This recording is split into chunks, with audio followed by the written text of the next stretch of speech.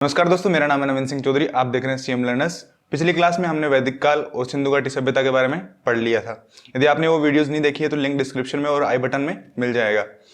आज हम बात करने जाएंगे कि हम महाजनपद काल के बारे में बात करने जाएंगे, प्राचीन भारत की श्रृंखला को आगे बढ़ाते हुए। लेकिन उससे पहले मैं आपको बताना चाहता हूँ कि आप जितने भी वीडियोस देख रहे हैं उनके नोट्स और पीडीएफ लिंक्स हमारी वेबसाइट से डाउनलोड कर सकते हैं। तो चलिए मैं आपको बताता हूँ कैसे डाउनलोड करते हैं। डिस्क्रिप्शन पे से लिंक पे आप इस पेज पर आएंगे। इस पेज पे आकर आपको लॉगिन पे क्लिक करना है। लॉगिन पेज आने के बाद आपको रजिस्टर पे क्लिक करना है। यहाँ से रजिस्टर करने के बाद आप कोर्स पेज पे रिटार्ड कर दिए जाएंगे। वहाँ से जिस कोर्स की पीडीएफ डाउनलोड करनी है उस कोर्स पे क्लिक करें। नीचे आके आप एनरोल नाउ पे क्लिक करें। एनरोल नाउ के बाद आप स्टार्ट कोर्स करें। स्टार्ट कोर्स में आप किससे नीचे आएंगे तो यहाँ अटैचमेंट में एक पीडीएफ मिलेगी, उस पर क्लिक करें। पीडीएफ पे क्लिक करते ही आप पीडीएफ डाउनलोड कर दी जाएगी। तो आज हम महाजनपद काल के बारे में पढ़ने जाएंगे। तो देखते हैं महाजनपद काल था क्या। तो महाजनपद काल था, पिछली क्लास में हमने बात की थी कि सबसे छोटी इकाई होती थी वो परिवार। सामाजिक जीवन की सबसे छोटी इकाई क्या होती थी? परिवार होती थी। परिवार से कुछ परिवार मिलके कुछ वैश्यों का गठन करते थे। वैश्यों से गठन करने से जन बनता था, जन से जनपद और जनपद से महाजनपद। तो क्या होता था? एक जन होता था, कुछ गांवों का समूह का जन बोलते थे, जिसको कबीला भी बोलते हैं हम। कबीला, कुछ कबीले मिलके जनपद बनाते थे और कुछ जनपद मिलके महाजनपद बनाते थे। तो महाजनपद क्या होता था? कुछ जनपदों का समूह होता था, उसको महाजनपद बोलते थे। अब महाजनपद ये किस पीरियड की बात है, किस काल की बात है, तो किस समय की बात है? तो ये समय आज से 2600 साल पहले की बात है, लगभग 6वीं शताब्दी की बात है। ये 6वीं शताब्दी की बात है। और इसके बारे में जानकारी कहाँ से मिलती है? इसके बारे में जानकारी मिलती है अंगुत्र निकाय और भगवती सूत्र। अंगुत्र निकाय एक बौद्ध धर्म का ग्रंथ है, सुत्त पिटक उसका 4था अध्याय है। अंगुत्र निकाय बौद्ध धर्म के एक ग्रंथ, सुत्त पिटक के 4था अध्याय है। हम बौद्ध धर्म को जैन धर्म को अगली क्लास में डिटेल से भी पढ़ने वाले हैं। और भगवती सूत्र एक जैन धर्म का ग्रंथ है। तो अंगुत्र निकाय और भगवती सूत्र के अनुसार जो महाजनपद थे भारत में, वो थे 16 महाजनपद में भारत बटा हुआ था। उसमें से 16 महाजनपदों को आज हम थोड़ा डिटेल से पढ़ेंगे, उनकी राजधानी, आज की वर्तमान स्थिति और उनके कुछ मुख्य पॉइंट जिनसे क्वेश्चन पूछे जाते हैं।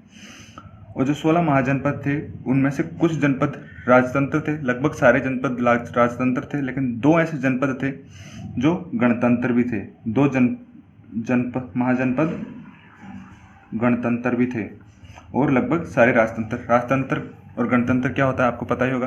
राजतंत्र जिसमें राजा के द्वारा शासन किया जाता है, गणतंत्र जिसमें जनता के द्वारा शासन किया जाता है, तो उसको गणतंत्र बोलते हैं।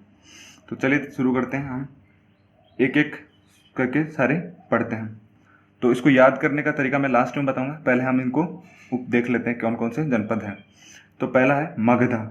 मगध के बारे में आपने सुना होगा बहुत कुछ, बहुत किस कहानियों किस्सों में सुना होगा मगध के बारे में, जिसकी राजधानी राजगृह थी। और आज का जो पटना का गया क्षेत्र है वहाँ ये स्थित था।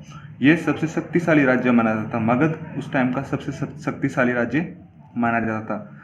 दूसरा है अंग, जिसकी राजधानी चंपा थी, जो वर्तमान के भागलपुर क्षेत्र में था। ये भागलपुर कहाँ है? बिहार में है। और ये वाणिज्य और व्यापार के लिए प्रसिद्ध था। यह वाणिज्य और व्यापार के लिए प्रसिद्ध था, इसलिए अंग को वाणिज्य और व्यापार के लिए समृद्ध देश माना गया है। और वज्र संघी, जिसकी राजधानी थी वैशाली, और जो आज वर्तमान क्षेत्र बिहार के त्रिहुत क्षेत्र में, बिहार का ये त्रिहुत क्षेत्र है, उसके क्षेत्र में था। और ये एक ऐसा जनपद था जो 8 महाजनपद था, जो 8 जनपदों को मिलाकर बना हुआ था। 8 जनपदों से मिलाकर बना गया महाजनपद था। और यह पहला गणतंत्र महाजनपद था। गणतंत्र मतलब यहाँ जनता द्वारा शासन किया था, राजतंत्र नहीं था, गणतंत्र था। तो पहले जो 3 पढ़े वो सारे तीनों बिहार के हैं। तो तीनों बिहार के कौन कौन से?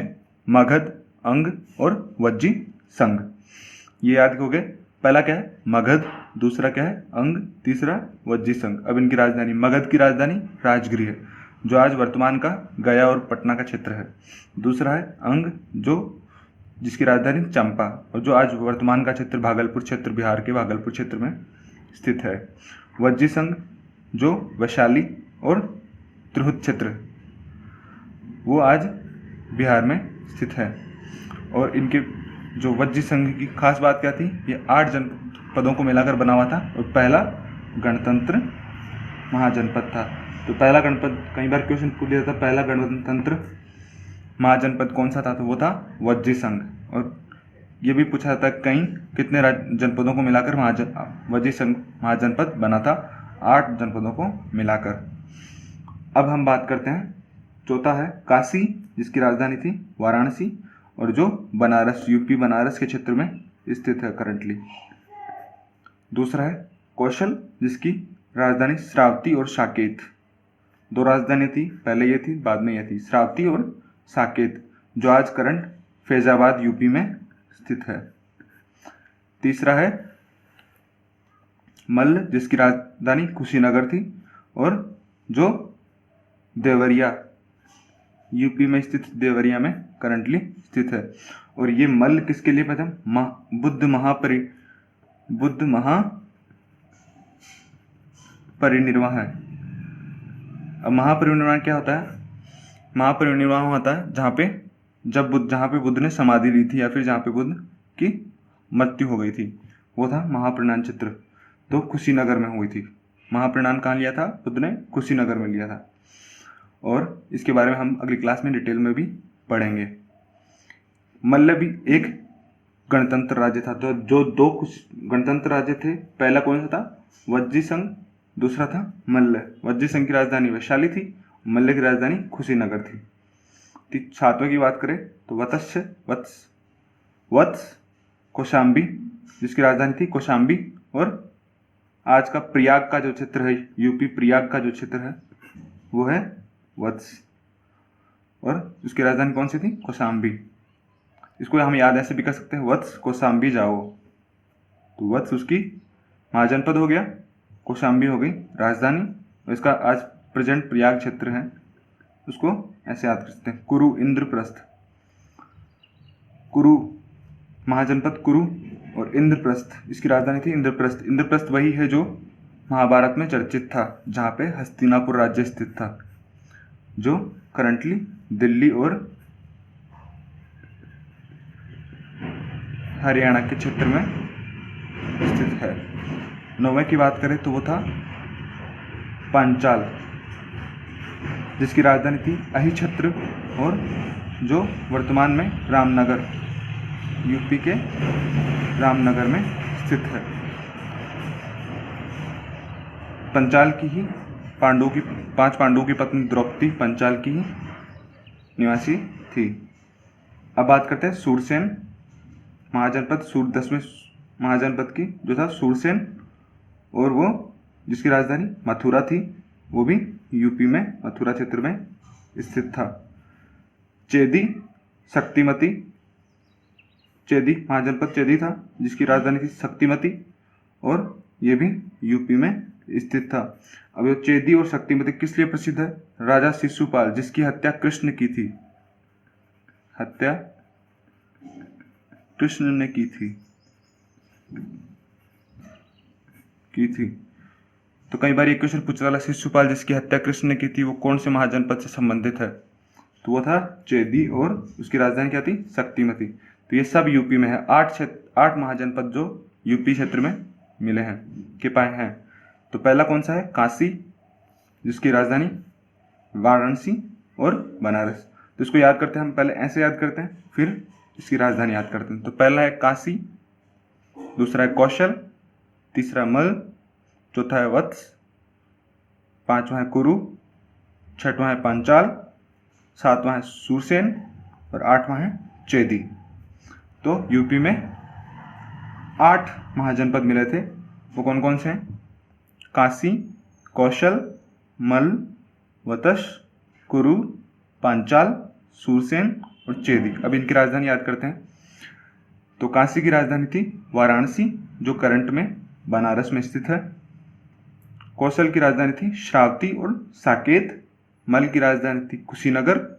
वत्स की राजधानी थी कौशाम्बी और कुरु की राजधानी थी इंद्रप्रस्थ। पांचाल की राजधानी अहिछत्र और सूरसेन की राजधानी मथुरा। चेदी की राजधानी शक्तिमती। तो इसको दोबारा देखते हैं एक बार हम। काशी की राजधानी क्या थी? वाराणसी। कौशल की राजधानी क्या थी? श्रावती और साकेत। मल की राजधानी क्या थी? कुशीनगर। वत्स की राजधानी क्या थी? कौशाम्बी। कुरु की राजधानी क्या थी? इंद्रप्रस्थ। पांचाल की राजधानी क्या थी? अहिछत्र। सूरसेन की राजधानी क्या थी? मथुरा। और चेदी की राजधानी क्या थी? शक्तिमती। ये सब कहाँ स्थित थे? यूपी में। करंटली यूपी में स्थित थे। तो हमने क्या क्या पढ़ा? बिहार में कौन कौन से राज्य थे? 3 स्थित, मगध, अंग और वज्जी संघ। तो मगध की राजधानी क्या थी? राजगृह। अंग की राजधानी क्या थी? चंपा। वज्जी संघ की राजधानी क्या थी? वैशाली। और जो यूपी वाले हैं वो काशी की राजधानी क्या थी? वाराणसी। कौशल की राजधानी क्या थी? श्रावती। मल की राजधानी क्या थी? कुशीनगर। वत्स की राजधानी क्या थी? कौशाम्बी। कुरु की राजधानी क्या थी? इंद्रप्रस्थ। पंचाल की अहिछत्र। सूरसेन की मथुरा और चेदी की शक्तिमती। अब हम बात करते हैं मध्य प्रदेश में एक राज्य स्थित था, वो था अवंती। अवंती जिसकी राजधानी थी उज्जैन। उज्जैन और माहिष्मती। और राजस्थान में एक राज्य स्थित महाजनपद था, उसका नाम था मत्स्य, जो राजस्थान के विराटनगर, जिसकी राजधानी थी विराटनगर, जो राजस्थान के जयपुर और थोड़े भाग अलवर में स्थित है करंटली। और साउथ इंडिया, जो आंध्र प्रदेश का एक क्षेत्र महाजनपद था, आंध्र प्रदेश। साउथ इंडिया में कौन कौन सा है? अस्मक, जिसकी राजधानी क्या थी? पोर्टन और पोर्टली, जो कहाँ स्थित है? आंध्र प्रदेश में स्थित है। तो कौन कौन से पढ़ लिए अपन ने? पहला पढ़ा हमने बिहार। बिहार में कितने हैं? 3। यूपी में कितने हैं? 8। एमपी में 1। राजस्थान में 1 और साउथ इंडिया में 1। तो बिहार में 3 कौन कौन से हैं? मगध, अंग, वज्जी संघ। और यूपी में 8 कौन कौन से हैं? काशी, कौशल, मल, वत्स, कुरु, पांचाल, सूरसेन, चेदी। और एमपी में कौन सा है? अवंती। मत्स्य में कौन सा है? मत्स्य कहाँ का है? राजस्थान का। और अस्मक कहाँ का है? साउथ इंडिया, आंध्र प्रदेश का। अब 2 और कितने हो गए? 14 हो गए हैं। तो 2 और बचे हैं, वो हैं कंबोज और गांधार, जो दोनों भारत के बाहर, मतलब प्रेजेंटली भारत के बाहर पाकिस्तान के क्षेत्र के हैं। कंबोज जिसकी राजधानी राजपुर और हाटक, और जो कहाँ पे स्थित है? पाकिस्तान में स्थित है। यह घोड़ों के लिए विख्यात था। दूसरा है गांधार, यह है जिसकी राजधानी क्या थी? तक्षशिला, जो अभी करंटली कहाँ स्थित है? पाकिस्तान के पेशावर क्षेत्र में। तो गांधार किसके लिए प्रसिद्ध था? शिक्षा के लिए। गांधार में लोग शिक्षा लेने जाते थे। और कंबोज, जो राजपुर, जिसकी राजधानी राजपुर और हाटक, जो पाकिस्तान के कश्मीर क्षेत्र में स्थित है। और यह घोड़ों के लिए, यहाँ के घोड़े सर्वश्रेष्ठ थे, घोड़ों के लिए विख्यात था। तो एक बार हम फिर से देख लेते हैं। तो एक बार रिपीट कर लेते हैं हम सबको। तो बिहार के 3 क्षेत्र कौन कौन से थे? मगध, अंग और वज्जी संघ। और यूपी के 8 राज्य कौन कौन से थे? काशी, कौशल, मल, वतश, कुरु, पांचाल, सूरसेन और चेदी। एमपी का एक का था, मध्य प्रदेश का क्या था? अवंती, जिसकी राजधानी माहिष्मती और उज्जैन थी। मत्स्य, जो राजस्थान के विराटनगर का इसमें स्थित था। कंबोज और गांधार, जो राजस्थान भारत के बाहर में स्थित है करंटली पाकिस्तान क्षेत्र में।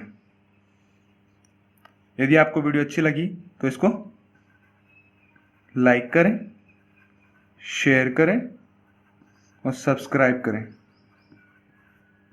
धन्यवाद।